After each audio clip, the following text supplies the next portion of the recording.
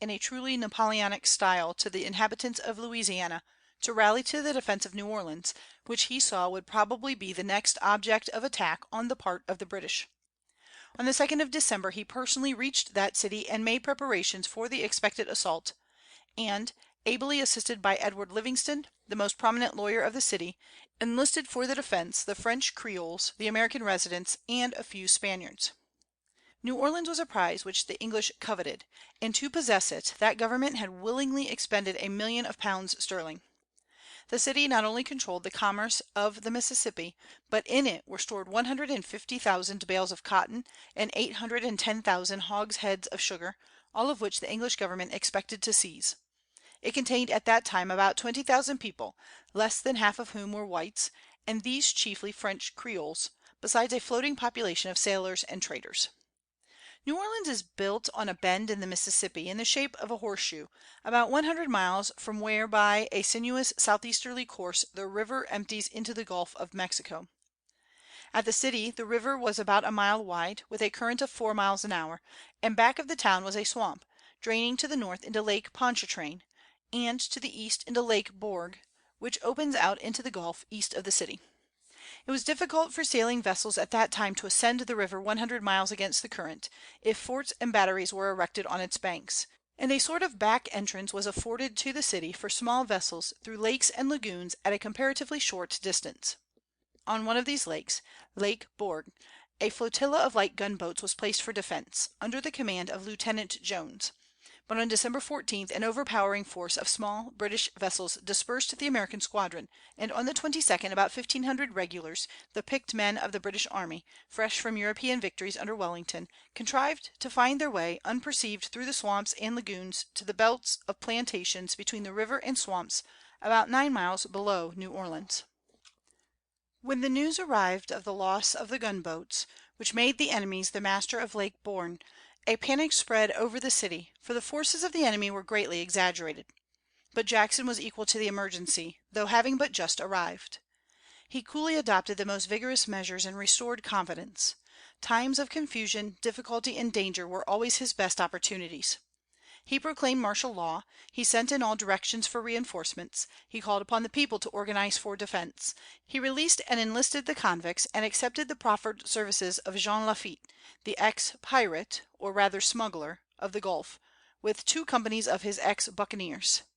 He appealed to the noble hearted, generous freemen of color to enlist, and the whole town was instantly transformed into a military camp. Within a fortnight he had 5,000 men, 1/5 regulars and the rest militia. General Jackson's address to his soldiers was spirited but inflated, encouraging and boastful, with a great patriotic ring, and of course effective. The population of the city was united in resolving to make a sturdy defense. Had the British marched as soon as they landed, they probably would have taken the city in the existing consternation. But they waited for larger forces from their ships, which carried 6,000 troops, and in their turn exaggerated the number of the defenders, which at first were only about 2,000 badly frightened men.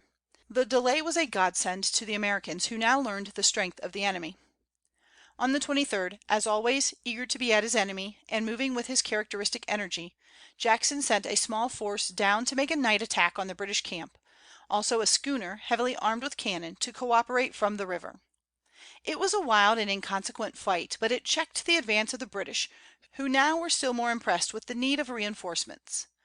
It aroused the confidence and fighting spirit of the Americans, and it enabled Jackson to take up a defensive line behind an old canal, extending across the plain from river to swamp, and give him time to fortify it. At once he raised a formidable barricade of mud and timber, and strengthened it with cotton bales from the neighboring plantations. The cotton, however, proved rather a nuisance than a help, as it took fire under the attack, and smoked, annoying the men. The fortifications of cotton bales were only a romance of the war. On the 25th arrived Sir Edward Pakenham, brother-in-law of Wellington and an able soldier, to take command, and on the 28th the British attacked the extemporized but strong breastworks, confident of success. But the sharpshooters from the backwoods of Tennessee under Carroll, and from Kentucky under Coffee, who fought with every advantage, protected by their mud defences, were equally confident. The slaughter of the British troops, utterly unprotected though brave and gallant, was terrible, and they were repulsed. Preparations were now made for a still more vigorous, systematic, and general assault, and a force was sent across the river to menace the city from that side. On the 8th of January the decisive battle was fought which extinguished forever all dreams of the conquest of America on the part of the British. General Pakenham, who commanded the advancing columns in person, was killed, and their authorities state their loss to have been 2,000 killed, wounded, and missing. The American loss was at 8 killed and 13 wounded. It was a rash presumption for the British to attack a fortified entrenchment 10 feet high in some places, and 10 feet thick, with detached redoubts to flank it and 3,000 men behind it. The conflict was not strictly a battle, not like an encounter in the open field, where the raw troops under Jackson, most of them militia, would have stood no chance with the veterans whom Wellington had led to victory and glory. Jackson's brilliant defense at New Orleans was admirably planned and energetically executed. It had no effect on the war, for the treaty of peace, although not yet heard of, had been signed weeks before. But it enabled America to close the conflict with a splendid success, which offset the disasters and mistakes of the Northern campaigns. Naturally, it was magnified into a great military exploit, and raised the fame of Jackson to such a height all over the country that nothing could ever afterwards weaken his popularity, no matter what he did, lawful or unlawful. He was a victor over the Indians and over the English, and all his arbitrary acts were condoned by an admiring people who had but few military heroes to boast of. His successes had a bad effect on Jackson himself. He came to feel that he had a right to ride over precedents and law when it seemed to him expedient. He set up his will against constituted authorities, and everybody who did not endorse his measures he regarded as a personal enemy, to be crushed if possible. It was never said of him that he was unpatriotic in his intentions, only that he was wilful, vindictive, and ignorant. From the 8th of January, 1815, to the day of his death, he was the most popular man that this country ever saw, excepting perhaps Washington and Lincoln, the central figure in American politics, with prodigious influence even after he had finally retired from public life. Immediately after the defense of New Orleans, the legislatures of different States, and Congress itself, passed grateful resolutions for his military services, and the nation heaped all the honor on the hero that was in its power to give, medals, swords, and rewards, and Congress remitted a fine which had been imposed by Judge Hall, in New Orleans, for contempt of court. Jackson's severity in executing 6 militiamen for mutiny was approved generally as a wholesome exercise of military discipline, and all his acts were glorified. Wherever he went there was a round of festivities. He began to be talked about, as soon as the war was closed, as a candidate for the presidency, although when the idea was first proposed to him he repelled it with genuine indignation. Scarcely had the British troops been withdrawn from the Gulf of Mexico to fight more successfully at Waterloo, when Jackson was called to put an end to the Seminole War in Florida, which Spanish territory he occupied on the ground of self-defense. The Indians, Seminoles and Creeks, with many runaway negroes, had been pillaging the border of Georgia. Jackson drove them off, seized the Spanish fort on Appalachee Bay, and again took possession of Pensacola, on the plea that the Spanish officials were aiding the Indians. It required all the skill of the government at Washington to defend his despotic acts, for he was as complete an autocrat in his limited sphere as Caesar or Napoleon. The only limits he regarded were the limits to his power. But in whatever he did, he had a firm conviction that he was right. Even John Quincy Adams justified his acts in Florida, when his enemies were loud in their complaints of his needless executions, especially of 2 British traitors, Arbuthnot and Amberter, whom he had court-martialed and shot as abettors of the Indians. He had invaded the territory of a neutral power and driven off its representatives, but everything was condoned. And when, shortly after, Florida became a United States territory by purchase from Spain, he was made its first governor, a new field for him, but an appointment which President Monroe felt it necessary to make. In April, 1821, having resigned his commission in the army, Jackson left Nashville with his family to take up his residence in Pensacola, enchanted with its climates and fruits and flowers, its refreshing sea breezes, and its beautiful situation, in spite of hot weather. As governor of Florida he was invested with extraordinary powers. Indeed, there was scarcely any limit to them, except that he had no power to levy and collect taxes, and seize the property of the mixed races who dwelt in the land of oranges and flowers. It would appear that, aside from arbitrary acts, he did all he could for the good of the territory, under the influence of his wife, a Christian woman, whom he indulged in all things, especially in shutting up grog shops, putting a stop to play going, and securing an outward respect for the Sabbath. His term of office, however, was brief, and as his health was poor, for he was never vigorous, in November of the same year he gladly returned to Nashville, and about this time built his well known residence, the Hermitage. As a farmer he was unusually successful, making agriculture lucrative even with slave labor. Jackson had now become a prominent candidate for the presidency, and as a part of the political plan, he was in 1823 made senator from Tennessee and Congress, where he served parts of 2 terms, without, however, distinguishing himself as a legislator. He made but few speeches, and these were short, but cast his vote on occasions of importance, voting against a reduction of duty on iron and woolen and cotton goods, against imprisonment for debt, and favoring some internal improvements. In 1824 he wrote a letter advocating a careful tariff, so far as it should afford revenues for the national defense, and to pay off the national debt, and give a proper distribution of our labor; but a tariff to enrich capitalists at the expense of the laboring classes he always abhorred. The administration of James Monroe, in 2 full terms, from 1817 to 1825, had not been marked by any great events or popular movements of especial historical interest. It was the "era of good feeling." The times were placid, and party animosities had nearly subsided. The opening of the slavery discussions resulted in the Missouri Compromise of 1820, and the irritations of that great topic were allayed for the time. Like all his predecessors after Washington, Monroe had been successively a diplomatist and Secretary of State, and the presidency seemed to fall to him as a matter of course. He was a most respectable man, although not of commanding abilities, and discharged his duties creditably in the absence of exciting questions. The only event of his administration which had a marked influence on the destinies of the United States was the announcement that the future colonization of the country by any European state would not be permitted. This is called the Monroe Doctrine, and had the warm support of Webster and other leading statesmen. It not only proclaimed the idea of complete American independence of all foreign powers, but opposed all interference of European states in American affairs. The ultimate influence of the application of this doctrine cannot be exaggerated in importance, whether it originated with the President or not. Monroe was educated for the bar, but he was neither a good speaker nor a ready writer. Nor was he a man of extensive culture or attainments. The one great idea attributed to him was, "America for the Americans." He was succeeded, however, by a man of fine attainments and large experience, who had passed through the great offices of state with distinguished credit.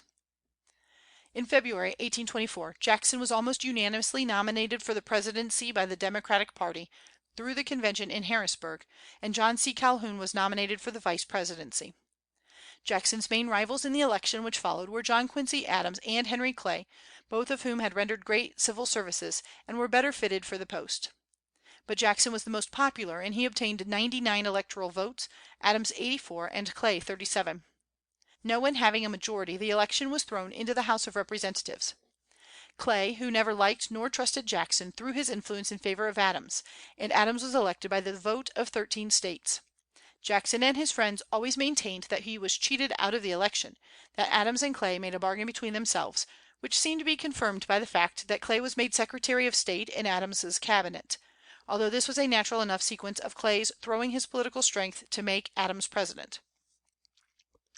Jackson returned, wrathful and disappointed, to his farm, but amid boisterous demonstrations of respect wherever he went. If he had not cared much about the presidency before, he was now determined to achieve it, and to crush his opponents, whom he promptly regarded as enemies. John Quincy Adams entered upon office in 1825, free from personal obligations and partisan entanglements, but with an unfriendly Congress. This, however, was not much of a consequence, since no great subjects were before Congress for discussion. It was a period of great tranquillity, fitted for the development of the peaceful arts, and of internal improvements in the land, rather than of genius in the presidential chair. Not one public event of great importance occurred, although many commercial treaties were signed, and some internal improvements were made. Mr. Adams lived in friendly relations with his cabinet, composed of able men, and he was generally respected for the simplicity of his life and the conscientious discharge of his routine duties. He was industrious and painstaking, rising early in the morning and retiring early in the evening. He was not popular, being cold and austere in manner, but he had a lofty self respect, disdaining to conciliate foes or reward friends, a New England Puritan of the severest type, sternly incorruptible, learned without genius, eloquent without rhetoric, experienced without wisdom, religious without orthodoxy, and liberal minded with strong prejudices. Perhaps the most marked thing in the political history of that administration was the strife for the next presidency, and the beginning of that angry and bitter conflict between politicians which had no cessation until the Civil War. The sessions of Congress were occupied in the manufacture of political capital, for a cloud had arisen in the political heavens, portending storms and animosities, and the discussion of important subjects of national scope, such as had not agitated the country before, pertaining to finances, to tariffs, to constitutional limitations, to retrenchments and innovations. There arose new political parties, or rather a great movement, extending to every town and hamlet, to give a new impetus to the democratic sway. The leaders of this movement were the great antagonists of Clay and Webster, a new class of politicians, like Benton, Amos Kendall, Martin Van Buren, Duff, Greene, W.B. Lewis, and others. A new era of politics was inaugurated, with all the then novel but now customary machinery of local clubs, partisan campaign newspapers, and the organized use of pledges and promises of appointments to office to reward workers. This system had been efficiently perfected in New York State under Mr. Van Buren and other leaders, but now it was brought into federal politics, and the whole country was stirred into a fever heat of party strife. In a political storm, therefore, Jackson was elected, and commenced his memorable reign in 1829, John Quincy Adams retiring to his farm in disgust and wrath. The new president was carried into office on an avalanche of Democratic voters, receiving 261 electoral votes, while Adams had only 83, notwithstanding his long public services and his acknowledged worth. This was too great a disappointment for the retiring statesman to bear complacently, or even philosophically. He gave vent to his irritated feelings in unbecoming language, exaggerating the ignorance of Jackson and his general unfitness for the high office, in this, however, betraying an estimate of the incoming president which was common among educated and conservative men. I well remember at college the contempt which the president and all the professors had for the Western warrior. It was generally believed by literary men that Old Hickory could scarcely write his name. But the speeches of Jackson were always to the point, if not studied and elaborate, while his messages were certainly respectable, though rather too long. It is generally supposed that he furnished the rough drafts to his few intimate friends, who recast and polished them, while some think that William Lewis, Amos Kendall, and others wrote the whole of them, as well as all his public papers.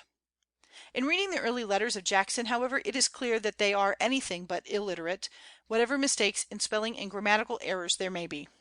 His ideas were distinct, his sentiments unmistakable, and although he was fond of a kind of spread eagle eloquence, his views on public questions were generally just and vigorously expressed. A Tennessee general, brought up with horse jockeys, gamblers, and cockfighters, and who never had even a fair common school education, could not be expected to be very accomplished in the arts of composition, whatever talents and good sense he naturally may have had. Certain it is that Jackson's mind was clear and his convictions were strong upon the national policy to be pursued by him; and if he opposed banks and tariffs it was because he believed that their influence was hostile to the true interests of the country. He doubtless well understood the issues of great public questions, only his view of them was contrary to the views of moneyed men and bankers and the educated classes of his day generally. It is to be remarked, however, that the views he took on questions of political economy are now endorsed by many able college professors and some American manufacturers who are leading public opinion in opposition to tariffs for protection and in the direction of free trade. The first thing for Jackson to do after his inauguration was to select his cabinet. It was not a strong one. He wanted clerks, not advisers. He was all sufficient to himself. He rarely held a cabinet meeting. In a very short time this cabinet was dissolved by a scandal. General Eaton, Secretary of War, had married the daughter of a tavern keeper, who was remarkable for her wit and social brilliancy. The aristocratic wives of the cabinet ministers would not associate with her, and the president took the side of the neglected woman, in accordance with his chivalric nature. His error was in attempting to force his cabinet to accord to her a social position, a matter which naturally belonged to women to settle.